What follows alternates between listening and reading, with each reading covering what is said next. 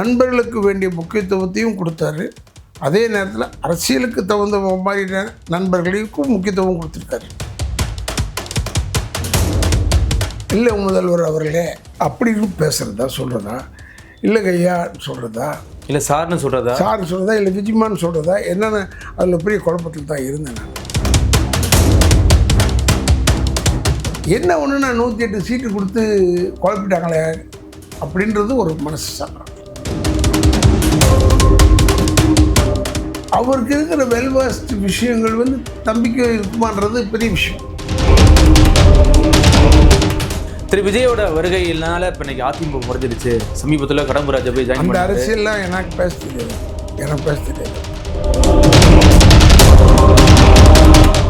அரசியலை பற்றிலாம் அவ்வளோ பேசுறதுக்கு எனக்கு ஒன்றும் அந்தளவுக்கு அறிவு இல்லை, அவ்வளோதான்.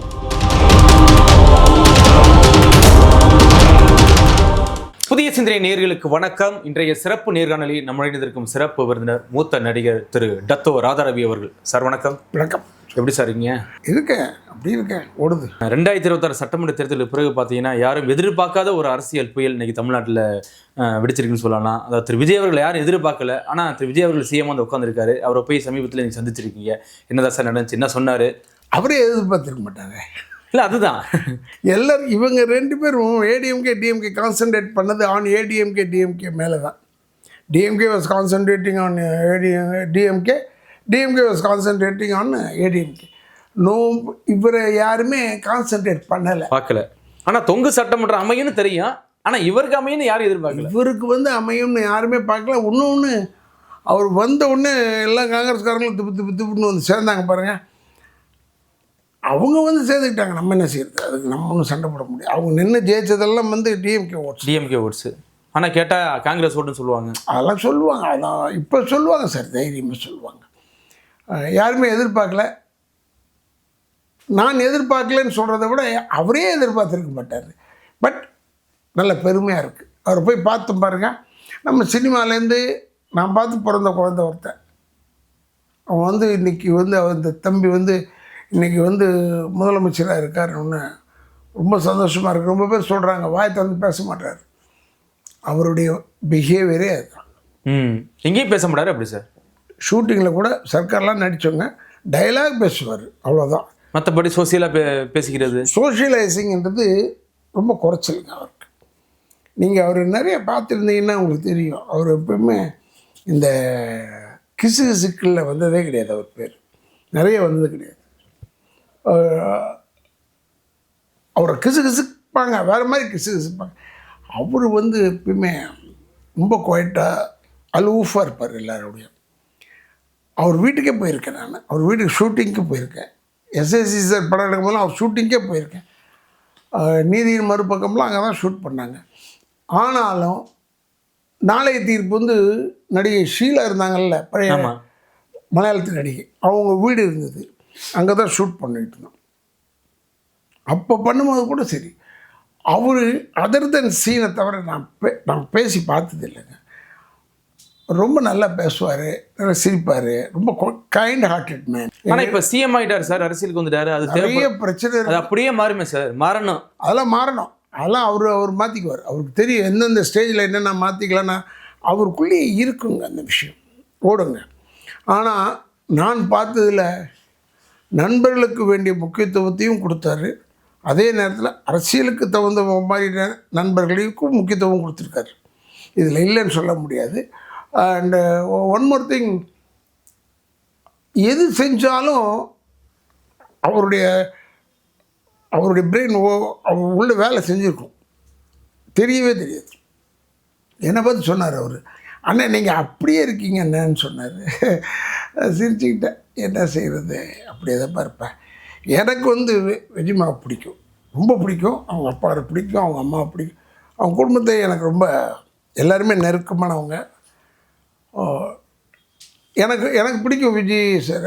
அது விஜயமா இப்போ அவரை நம்ம முதல்ல எங்கள் லாரன்ஸ் ஆர்ச் பிஷப் இன்னும் இருந்தார். லாரன்ஸ்னு என் கூட படித்த பையன், அவர் பிஷப் ஆகிட்டார். அவர் ஃபாதர் ஆகி அப்புறமா பிஷப் ஆகிட்டார். ஸோ பிஷப் ஆனோம்னா சென்ட் தாமஸ் மவுண்ட்டில் போய் பார்க்குறேன்.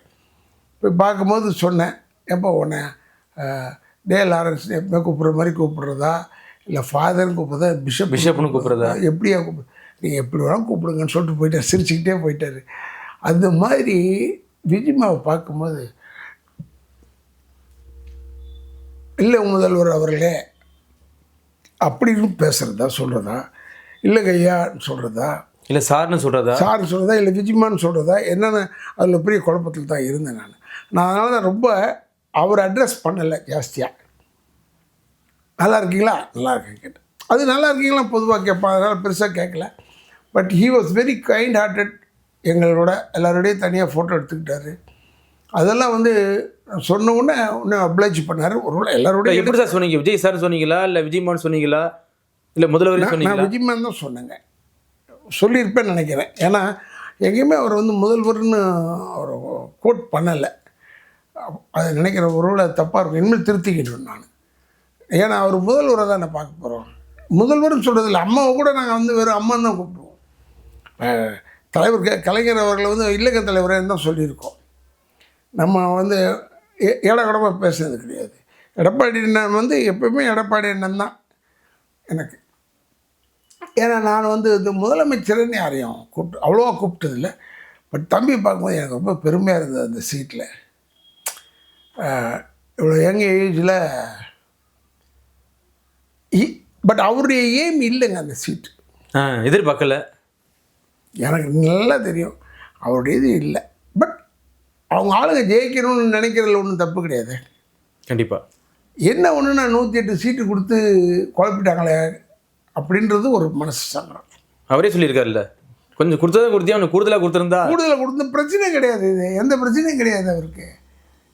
அது ஒண்டி தான் எனக்கும் கவலை. 108 கொடுத்தது, 107 கொடுத்தது, அது அவருக்கு இன்னும் ஒரு 10 கொடுத்துருக்கலாம் ஜாஸ்தியாக. மெஜாரிட்டி வந்து கிடச்சிருக்கும், பிரச்சனை இல்லை. ஏன்னா மெஜாரிட்டி இல்லாமல் டிஎம்கே ஒரு வாட்டி இருந்தது. அதை வந்து கலைஞர் இருந்தாருங்க, அவருக்கு தெரியும் எப்படி நடத்துறதுன்னு. அவரு வெல் வெஸ்ட் மேன்.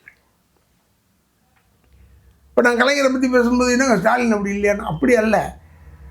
அவருக்கு இருக்கிற வெல்வர்ஸ்ட் விஷயங்கள் வந்து தம்பிக்கு இருக்குமான்றது பெரிய விஷயம். ஆனால் இருந்தாலும் அது மாதிரி திடுத்துப்புன்னு 2 வருஷத்தில் கட்சி ஆரம்பித்து பிடிச்சிருக்காருன்னா கிரேட் அச்சீவ்மெண்ட். ஆனால் இது அதை நம்ம ஒத்துக்கணும். அவர் பதவியேற்ற 1 மாதம் ஆக போகுது சார். அவருடைய ஆட்சி எப்படி இருக்குது? நாங்கள் வந்துங்க, இப்போ என்னை எடுத்துங்க, நாங்கள் வந்து சினிமா ஷூட்டிங் ஆளுங்க ப்ரொடியூசர் வந்தாங்களான்னு தான் பார்ப்போமே ஒழிய எங்களுக்கு அரசியலில் யார் வந்தாங்கன்னு பார்க்க மாட்டோம். எங்களுக்கு வந்து ப்ரொடியூசர் வரணும், டேட்டு கொடுக்கணும், அட்வான்ஸ் கொடுக்கணும், அப்புறமா இந்த இடத்துல ஷூட்டிங்னு சொல்லணும். அந்த இடத்துல ஷூட்டிங்னா ப்ரொடக்ஷன் மேனேஜர் இருக்கார், அவர் போய் பர்மிஷன் வாங்கிட்டு வருவார். அதனால் நாங்கள் இதை பற்றியெல்லாம் இந்த சைடை பற்றி எங்களுக்கு வருத்தமே கிடையாது. எனக்கு கவலையும் கிடையாது, ஒன்றும் கிடையாது. யார் வந்தாலும் எல்லோரும் ஒன்று தான், ஒரு கும்பிடு போட்டு போக வேண்டியது தான். இப்போ ஸ்டாலின் தம்பி கூட வந்தார். தம்பி ஸ்டாலின் வந்து ராதிகா அவங்க அம்மா இறந்தோன்னு வந்தார். வந்து என் கையை பிடிச்சிட்டு போனார், பேசிட்டு போனார், வணக்கம் தான் சொன்னேன், அவ்வளோதான். இது வந்து எங்களுக்கு வந்து அன்றாட அது வேறு செக்ஷனுங்க, இது வேறு செக்ஷனுங்க. இது ரெண்டுமே ஒன்றா போட்டு கிளப் பண்ணிடாதீங்கன்னு சொல்கிறேன். கண்டிப்பாக சார். திரு விஜயோட வருகையினால இப்போ இன்னைக்கு அதிமுக குறைஞ்சிருச்சு. சமீபத்தில் கடம்பூராஜை போய் ஜாயின் அந்த அரசியல்லாம் எனக்கு பேச தெரியாது அவ்வளோ. அது உள்ளே வந்தார், வச்சார், அவர் குதிரை பேரம், அதெல்லாம் சொல்கிறாங்க, படிக்கிறேன், அதெல்லாம் படிக்கிற நியூஸ் வந்துட்டு இருக்கு சார். கேட்டெல்லாம் உடச்சிட்டு போகிறாங்க இன்னைக்கு பணியூர் கேட்டு. ஆமாம், அந்த அளவுக்கு வந்திருக்கு. அதனால அதிமுக நீங்கள் ரொம்ப ஆண்டுகளாக அதிமுகவில் பயணம் பண்ணியிருக்கீங்க, திமுகலே பயணம் பண்ணியிருக்கீங்க. ஆனால் குறிப்பாக அம்மாவோட நீங்கள் ரொம்ப இல்லைங்க. நான் இருந்த அதிமுக வேறங்க, இப்போ இருக்கிற அதிமுக வேறங்க, எல்லாமே டோட்டலி டிஃப்ரெண்ட்டுங்க. அதனால் அரசியலை பற்றிலாம் அவ்வளோ பேசுறதுக்கு எனக்கு ஒன்றும் அந்தளவுக்கு அறிவு கிடையாது, அவ்வளோதான். ஏன்னா I'm not at all involved. இல்லை, நான் பொதுவாக கேட்குறேன் சார். ஏன்னா இப்போ நீங்கள் திமுகலேருந்து யாரும் இப்போ விஜய் நோக்கி போகல, ஆனால் அதிமுகவில் எல்லாரும் படையெடுத்துட்டு இருக்காங்க சார். என்ன சார் காரணம்?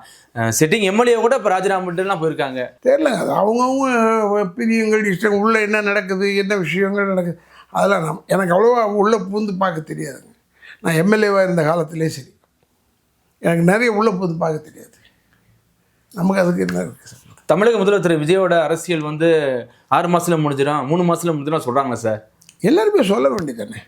பட் ஓட்டு போட்டு அவரை உட்கார வச்சோம்னா 5 வருஷத்துக்கு தானே.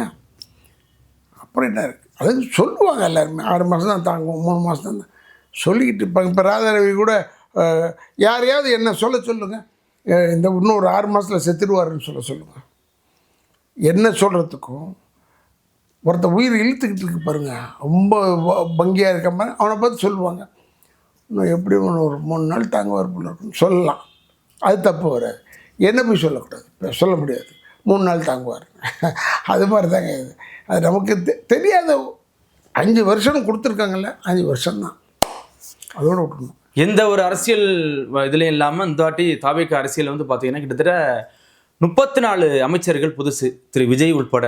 ஒரே ஒரு செங்கோட்டையன் எல்லாருமே புதுசு தாங்க. 67 டிஎம்கே உள்ளே வரும்போது அப்போயே எல்லோரும் புதுசு தானுங்க, யாரும் பழசு இல்லையே. அட்லீஸ்ட்டு புரட்சித் தலைவர் ஆரம்பிக்கும் போதாவது இங்கே கொஞ்சம் மினிஸ்டர் இருந்தவங்க இருந்தாங்க. இதில் அப்படியே இல்லையே. 67 ஜெயிக்கும் போது எல்லாருமே புதுசு தான். அவங்க எக்ஸ்பீரியன்ஸ் இருந்திருக்கலாம், அரசியலில் அடிப்படுறது கொள்வது எல்லாத்துலேயும் இருந்திருக்கலாம். அந்த டிஃப்ரென்ஸ் வேணாலும் சொல்லுங்கள், ஒத்துக்கிறேன். இல்லை அதுதான் சார். இப்போ இந்த 34 அமைச்சர்களும் பார்த்தீங்கன்னா எந்த ஒரு அரசியல் பின்புலம் இல்லை, எக்ஸ்பீரியன்ஸ் இல்லை. அதில் வந்துருங்க ஆட்டோமேட்டிக்காக. இன்னொரு ஒரு 2 மாதத்தில் கற்றுக்குவாங்க. இப்போ இந்த பையன் இந்த எலக்ட்ரிசிட்டி போர்டு போகிறானே நிர்மல்குமார், அவன் நல்லா அழகாக பேசுகிறானே, பதில் சொல்கிறானே. ஒருத்தர் டிரான்ஸ்போர்ட் மினிஸ்டர் நினைக்கிறேன், நீங்கள் தம்பி நீங்கள் நல்லா சாப்பிட்டீங்க, நாங்கள் ஒன்றும் சாப்பிடல. இதை வந்து போட்டு போட்டு போட்டு போட்டு காட்டுறாங்க. அதனால தான் பார்த்தேன். அப்படி அந்த பையனை அவரை வந்து நீங்கள் வந்து அண்டர் எஸ்டிமேட் பண்ணவே கூடாது. அவர் இன்னொரு 3 மாதம் கழித்து அவர் நமக்கு சொல்லிக் கொடுப்பார், இதை என்ன செய்யணும். ஏன்னா அதிலே பழகிட்ட ஈஸிங்க. நீங்கள் ஒன்றும் இல்லை, கலெக்டர் ஆஃபீஸ் போகணுன்னு சொல்லுங்கள். கலெக்டர் ஆஃபீஸ் போகிறதுக்கு பாதி பேருக்கு வழி தெரியாது. ஒரு தடவை போயிட்டு வந்துட்டா கலெக்டர் ஆஃபீஸுக்கு அப்புறம் தெரியும் இதான் கலெக்டர் ஆஃபீஸ் போயிட்டான்னு. அது மாதிரி தாங்க இதெல்லாம். முதல்ல எடுத்தோட தெரியாது, அப்புறம் தெரிஞ்சுக்குவாங்க. I think they will learn everything. கண்டிப்பாக சார், நிறைய விஷயம் பேசணும். தொடர்ச்சியாக சந்திப்போம். மிக்க நன்றி சார். ஓகே. இளைஞர்களுக்கு ஒன்று தாய் தகப்பனை அனாதை இல்லத்தில் சேர்த்து விடாதீர்கள், கடைசி வரைக்கும் வச்சு காப்பாற்றுங்க. நன்றி, வணக்கம். ராதாரவி.